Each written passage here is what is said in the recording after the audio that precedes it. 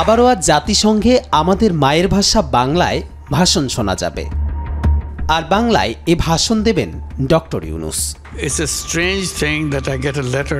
Doctor Mohammad Yunus আজ জাতিসংঘ সাধারণ পরিষদের ৭৯তম অধিবেশনে বাংলায় ভাষণ দেবেন, যা বাংলাদেশের ইতিহাসে একটি গুরুত্বপূর্ণ মুহূর্ত হতে চলেছে। ২৭ সেপ্টেম্বর নিউ ইয়র্কের স্থানীয় সময় সকাল ১০টায় তিনি এ ভাষণ দেবেন।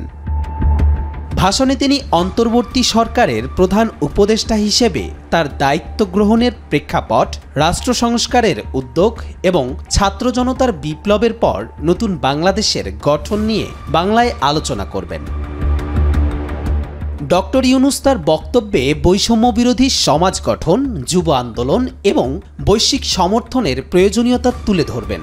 বিশেষভাবে তিনি ফিলিস্তিনে গণহত্যা, রাশিয়া ইউক্রেন যুদ্ধের অবসান এবং রোহিঙ্গা সংকট সমাধানে বিশ্ববাসীর সহযোগিতা চাইবেন। জলবায়ু পরিবর্তন ও অন্তর্ভুক্তিমূলক অর্থনৈতিক উন্নয়ন সহ বিভিন্ন বৈশ্বিক ও আঞ্চলিক বিষয়েও তার ভাষণের গুরুত্বপূর্ণ অংশ হবে।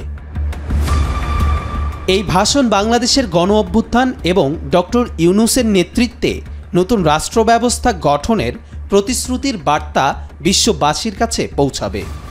কবির চৌধুরী, জয়, মাই টিভি।